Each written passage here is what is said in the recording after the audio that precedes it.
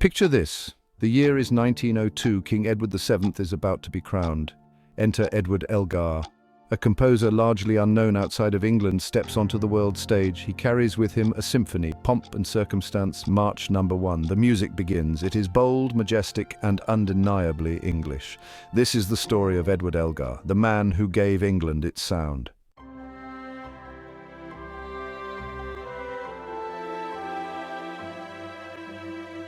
Edward Elgar's journey began far from royalty. Born in 1857 in Broadheath, England, his father, a piano tuner, instilled in him a love for music. Elgar's early life was steeped in the sounds of the countryside and his Catholic faith.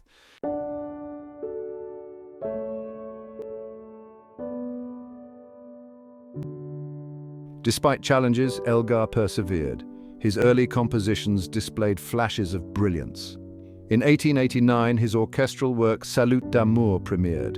It was an instant success, marking the beginning of Elgar's ascent. He began to receive commissions, and his reputation grew.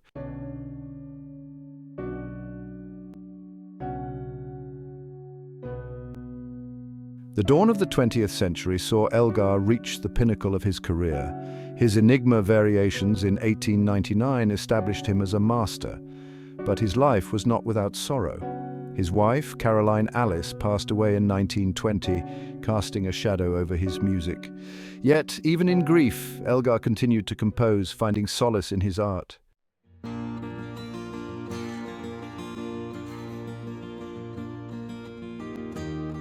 Edward William Elgar was born on June 2, 1857, in Worcestershire.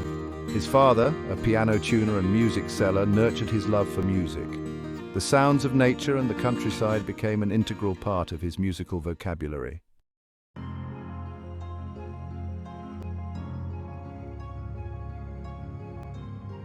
Elgar's musical journey began early. He received his first music lessons from his father. The Catholic Church played a significant role in shaping his musical sensibility. He immersed himself in liturgical music and the works of Renaissance masters. These influences would later coalesce into a unique and distinctive musical voice.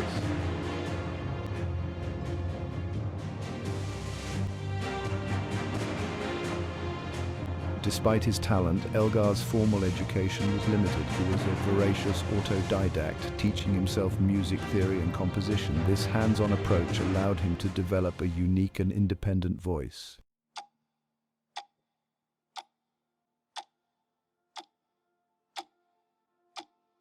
In 1877, Elgar secured a position as a violinist in the Worcester and County Lunatic Asylum Orchestra. He continued to compose, experimenting with different forms and styles. Elgar's time at the asylum was challenging but provided valuable experience.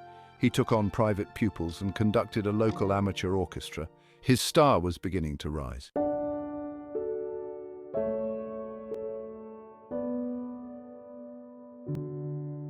In 1882, Elgar met Caroline Alice Roberts. Despite opposition from her family, they married in 1889. Caroline became Elgar's most ardent supporter and muse. She provided him with the emotional stability and encouragement he needed. Their partnership was both personal and professional.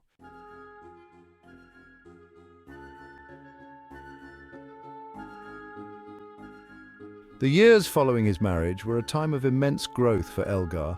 He faced rejection, but continued to experiment with different musical forms. His compositions began to attract attention. August Jaeger, a music editor, became a close friend and mentor. With Jaeger's support, Elgar began to publish his works.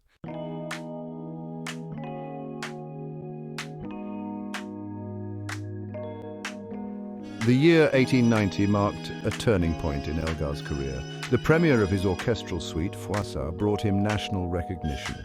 Despite early triumphs, Elgar still faced challenges. His breakthrough came in 1899 with the Enigma Variations.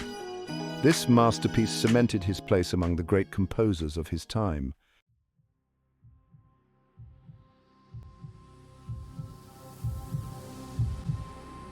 The Enigma. Variations consists of 14 variations on a theme that Elgar himself described as never heard. This enigmatic theme, which opens and closes the work, has been the subject of much speculation and analysis over the years. but its true meaning remains a mystery known only to the composer. Each variation in the Enigma Variations is a musical portrait of one of Elgar's close friends or family members.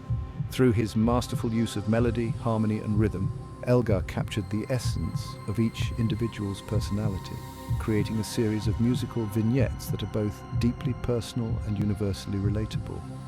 Among the most beloved variations are Nimrod, a noble and poignant tribute to Elgar's friend and publisher, August Jaeger; Dorabella, a playful and flirtatious portrait of Dora Penny, a young woman who was a close friend of the Elgars; and Edu, a tender and moving tribute to Elgar's wife, Caroline Alice. The Enigma Variations was an immediate success, acclaimed by critics and audiences alike for its originality, emotional depth, and masterful orchestration. It quickly became a staple of the concert repertoire, establishing Elgar as one of the leading composers of his generation and ushering in a new era of English music.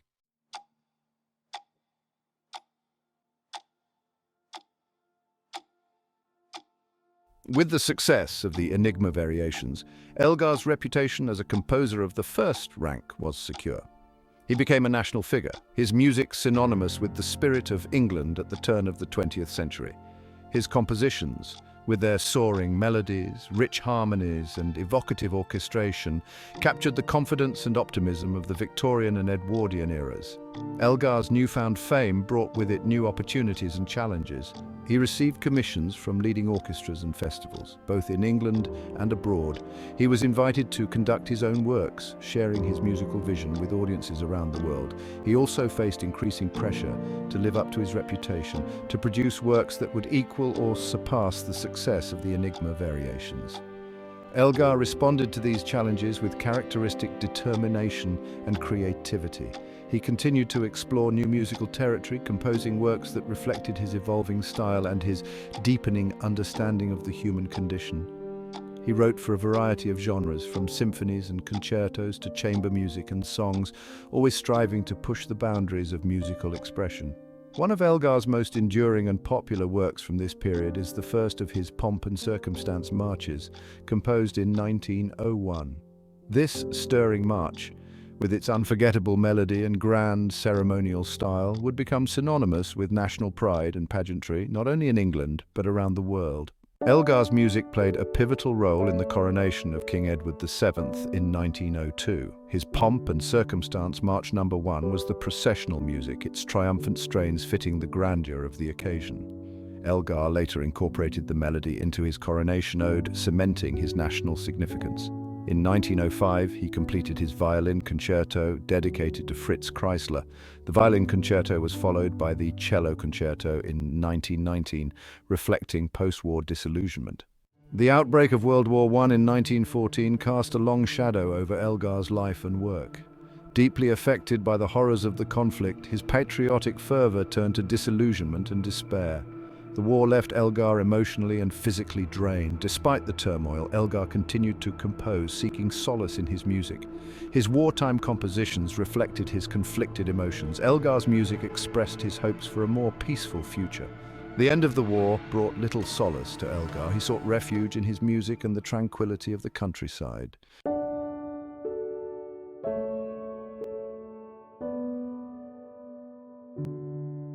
In the years following World War I, Elgar's health began to decline. He suffered from a series of ailments, including neuritis and heart problems. Despite these challenges, he continued to work when his health permitted. Elgar received numerous honors and accolades during his lifetime. He was knighted in 1904, appointed Master of the King's Music in 1924, and awarded the Order of Merit in 1931. His music continued to be performed throughout the world. Edward Elgar died on February 23, 1934. His death was mourned throughout England and the music world. He left behind a rich musical legacy that continues to inspire and move listeners today. As Elgar entered the 20th century, his music took on a new depth and maturity. His early successes were but a prelude to the masterworks that would secure his place among great composers. The turn of the century marked a period of intense creativity for Elgar. Elgar had found his voice resonating with audiences and critics alike. His music, deeply rooted in English tradition, spoke to a wide range of human emotions. This period saw the birth of some of Elgar's most iconic works, cementing his legacy as a musical giant.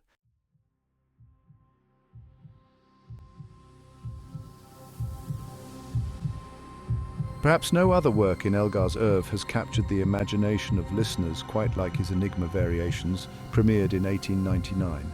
This orchestral masterpiece, subtitled Variations on an Original Theme, is a testament to Elgar's ingenuity, his ability to weave a tapestry of musical portraits that are both deeply personal and endlessly fascinating. The enigma at the heart of this work lies in its central theme, a melody that Elgar claimed was never heard.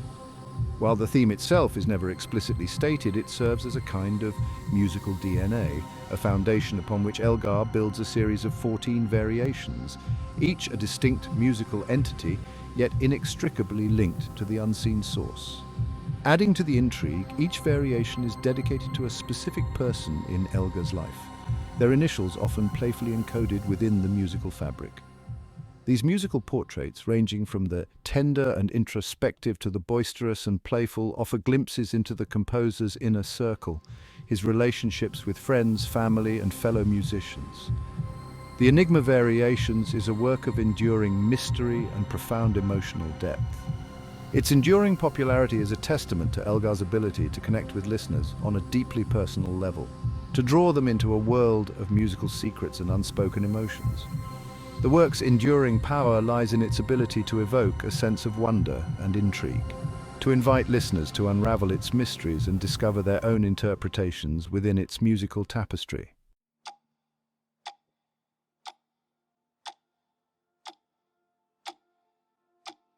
While the Enigma Variations showcased Elgar's mastery of musical portraiture and his ability to craft complex, introspective works, his pomp and circumstance marches revealed a different side to his musical personality, one that was grand, celebratory, and undeniably English. The first of these marches, composed in 1901, burst onto the musical scene with an energy and exuberance that captivated audiences. Its central melody, a soaring, unforgettable tune that seems to embody the spirit of a nation, instantly resonated with the public, becoming a staple of patriotic gatherings and ceremonial occasions. The march's popularity reached new heights when its central theme was paired with lyrics by A.C. Benson, becoming the beloved patriotic hymn Land of Hope and Glory.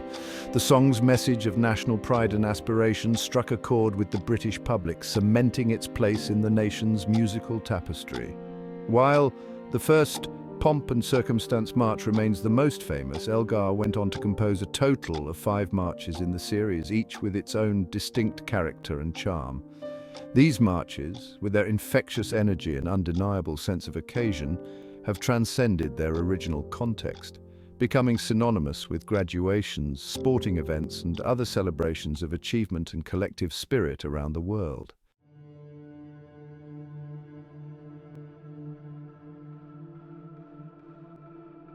The soulful voice of the cello.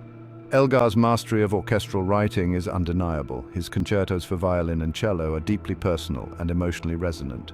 The Cello Concerto, composed in 1919, channels profound emotion. It reflects Elgar's sense of loss and disillusionment after the war. The opening movement's haunting melody grapples with themes of mortality and memory. The cello's rich voice becomes a vessel for Elgar's emotional journey. The Cello Concerto remains one of Elgar's most beloved works.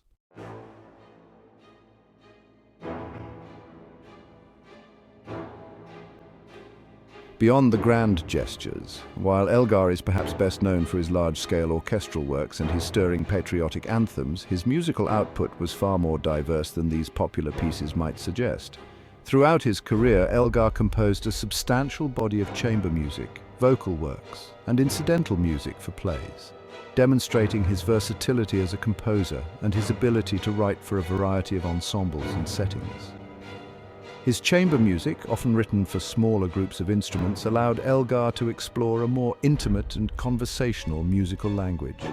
Works like his Violin Sonata from 1918 and his String Quartet from 1919, both composed in the shadow of World War I, reveal a different side to his musical personality. one marked by introspection, emotional depth, and a keen understanding of the expressive potential of each instrument. Elgar's vocal works, ranging from art songs to large-scale choral pieces, further demonstrate his ability to set text to music with sensitivity and dramatic flair. His settings of poems by Tennyson, Newman and others capture the nuances of language, their melodies soaring and sighing in perfect harmony with the words. Elgar's incidental music for plays, including his score for The Starlight Express from 1915, allowed him to explore a more theatrical side to his musical personality. These works, often whimsical and fantastical in nature, showcase Elgar's ability to create evocative soundscapes and memorable musical themes that enhance the dramatic impact of the stage. Lasting impressions on a nation's soundscape. By the final decade of his life, Elgar's place among great English composers was secure. His music became an integral part of the nation's cultural fabric. From grand ceremonies to intimate recitals, his music resonated with all. His influence on future composers was profound. Elgar raised the bar for English music, blending tradition with innovation. His legacy extended beyond the concert hall, becoming synonymous with national pride. His music continues to inspire and move listeners today.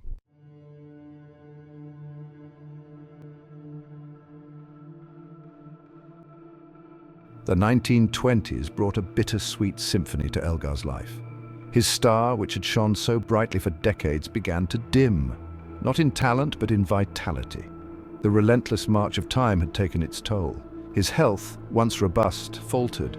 His energy, once boundless, waned. The death of his beloved Caroline in 1920 cast a long shadow over his later years. She had been his rock, his muse, his confidant. Without her, a palpable void settled over his life and his music. He sought solace in composing, but the process no longer brought the same unbridled joy. Yet even in his twilight, Elgar's creative spirit flickered. He continued to compose, albeit at a slower pace. He found solace in revising earlier works, polishing them to perfection. He sketched out new ideas, fragments of melodies and harmonies that hinted at a spirit still yearning to create. These later years were also marked by a sense of introspection, a revisiting of past triumphs and a grappling with unfulfilled ambitions. The world around him had changed dramatically. The old order, the world of his youth, had vanished in the crucible of war. Elgar, the quintessential Edwardian composer, found himself somewhat adrift in the modern world. His music increasingly seen as a nostalgic echo of a bygone era.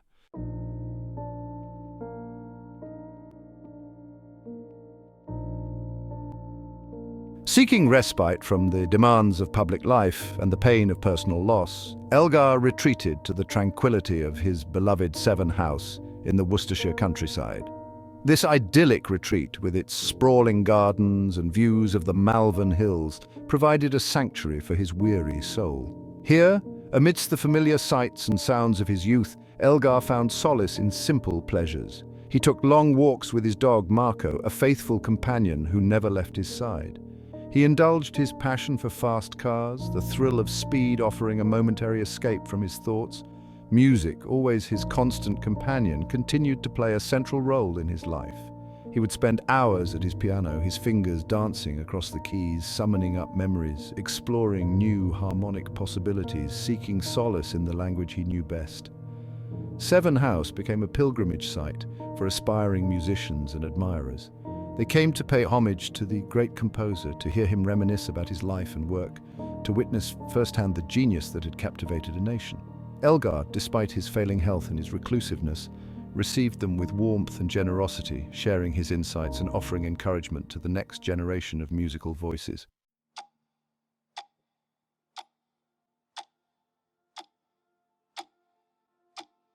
Despite his declining health and his withdrawal from the public eye, Elgar's music continued to resonate with audiences.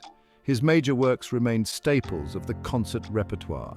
Orchestras around the world clamored to perform his symphonies, his concertos, his stirring marches. The gramophone, a relatively new invention, brought his music to an even wider audience.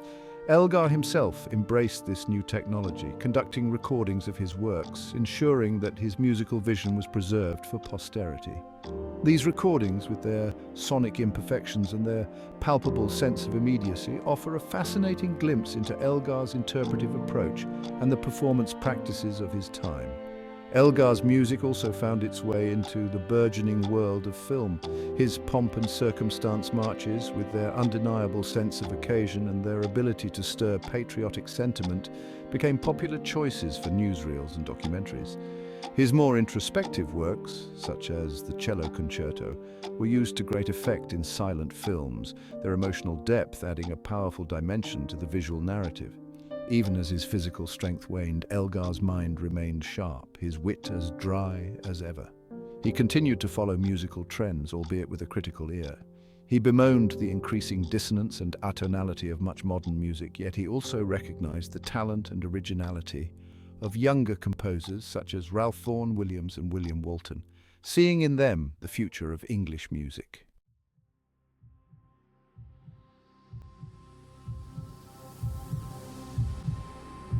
The Enigma Variations, Elgar's most enduringly popular work, continued to fascinate and mystify audiences and scholars alike. The central theme, the enigma that gave the work its name, remained a closely guarded secret. Elgar took the answer to his grave, leaving behind a trail of cryptic clues and tantalizing hints. Some believed the enigma to be a hidden melody, a pre-existing tune that Elgar had cleverly woven into his variations. Others speculated that it was a literary quotation, a line of poetry or prose that held special significance for the composer. Still, others posited that the enigma was not a concrete entity at all, but rather a philosophical concept, an emotional state, or even a representation of Elgar's own personality. Over the years, numerous attempts were made to crack the Enigma code. Musicologists, mathematicians, and amateur sleuths pored over the score, searching for hidden messages and musical ciphers. Theories abounded, some more plausible than others, but none have definitively solved the mystery. Whether the enigma is ever definitively solved is perhaps beside the point. The enduring power of the Enigma Variations lies in its ability to spark the imagination, to invite listeners to participate in the creative process by searching for their own interpretations within its musical tapestry. The work's enduring mystery is an integral part of its appeal, a testament to Elgar's ability to craft music that engages both the head and the heart, leaving a lasting impression on all who encounter it.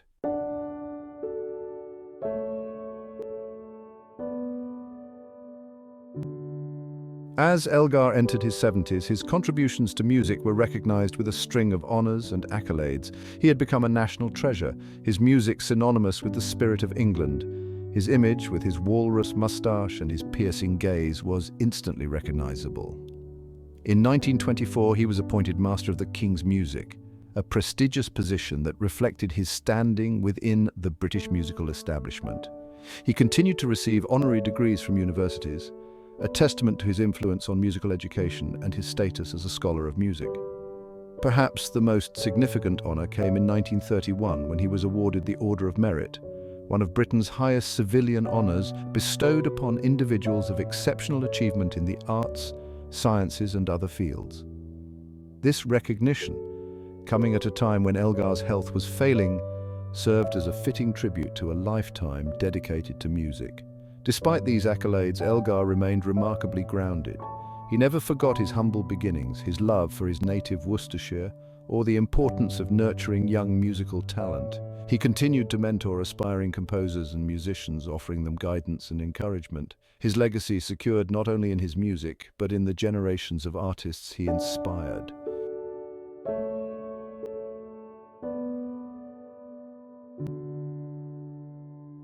On February 23, 1934, Edward Elgar's extraordinary musical journey came to an end. He died peacefully at his beloved Severn house, surrounded by loved ones.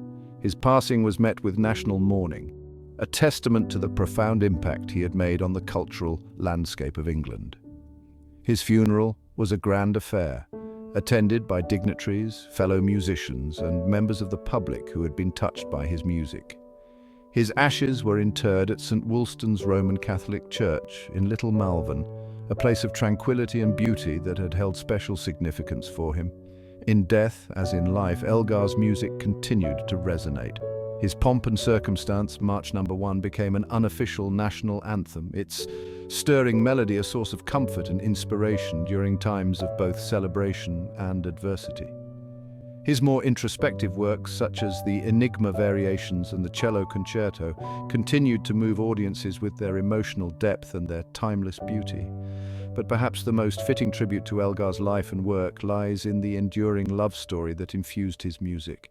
His love for Caroline, his muse, his confidant, his soulmate, echoed through his compositions, from the tender melodies of Salut d'amour to the poignant strains of the Enigma Variations. Their love story, immortalized in music, continues to inspire and uplift, a testament to the enduring power of human connection and the transformative nature of art.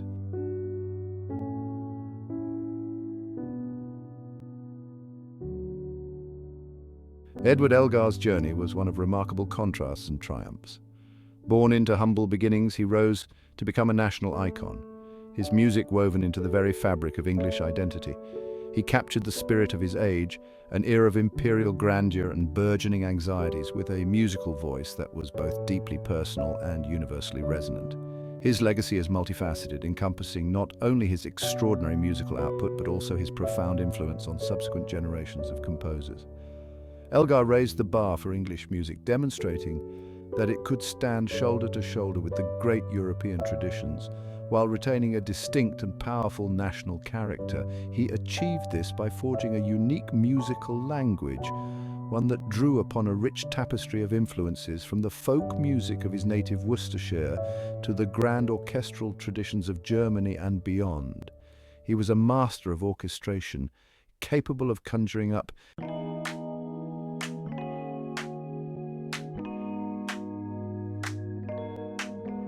While Elgar's music is deeply rooted in the English tradition, its appeal has always extended far beyond the borders of his homeland. His works have been embraced by audiences and performers around the world, transcending cultural and linguistic barriers to touch upon universal human experiences. The soaring melodies of his pomp and circumstance marches have become synonymous with celebrations of achievement and collective spirit, adopted by institutions and events far removed from their original Edwardian context. From graduations to sporting events, Elgar's music has provided a soundtrack for moments of triumph and shared emotion on a global scale. His more introspective works, such as the Enigma Variations and the Cello Concerto, have also found a home in the international concert repertoire. These pieces, with their profound emotional depth and their exploration of universal themes of love, loss, and the human condition, continue to resonate with audiences from all walks of life, regardless of their cultural background or musical preferences. The enduring popularity of Elgar's music outside of England is a testament to its ability to transcend national boundaries and speak to something profound within the human spirit. His music reminds us that despite our differences, we are united by shared emotions, aspirations, and a capacity for wonder and beauty that transcends cultural divides.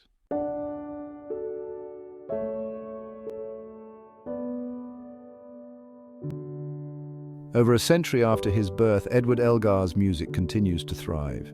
His works are performed regularly in concert halls worldwide, recorded by leading orchestras and soloists, and studied by aspiring musicians eager to unlock the secrets of his craft. His music has also found new life in the digital age.